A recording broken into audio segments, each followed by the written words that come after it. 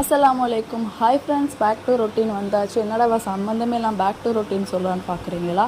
2 நாளாக அம்மா வீட்டில் இருந்தோம். அம்மா வீட்டில் இருந்தாலே எப்படி இருக்கும் அப்படிங்கிறது நல்லாவே தெரியும். கேட்குறது கேட்காது அப்படின்னு சொல்லிட்டு எல்லாமே நம்மளுக்கு தேடி வரும். Full and full enjoyment, jolly தான்.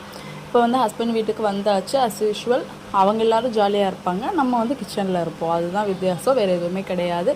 ஸோ வந்து இதுவும் நம்மளுக்கு ஒரு விதமான பீஸ்ஃபுல் தான். ரொம்பவே வந்து சும்மாவே இருக்க முடியாது பார்த்துக்கோங்க. ஓரளவுக்கு மேலே நம்மளுக்குமே போர் அடிச்சிடும். ஸோ அதை தான் சொன்னேன், பேக் டு ரொட்டீன் வந்துட்டோம் அப்படின்னு சொல்லிட்டு. நம்ம ஒரு 2 நாள் வீட்டில் இல்லை அப்படின்னால வீடு என்ன நிலமையில் இருக்கும் அப்படிங்கிறது நான் சொல்லி உங்களுக்கு தெரிய வேண்டிய அவசியம் இல்லை.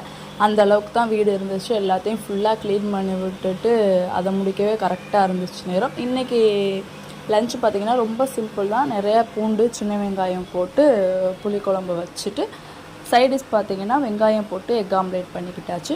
இன்னைக்கு டே சூப்பராக போணுச்சு. இன்னொரு வீட்டில் சந்திக்கலாம். தேங்க்ஸ் ஃபார் வாட்சிங்.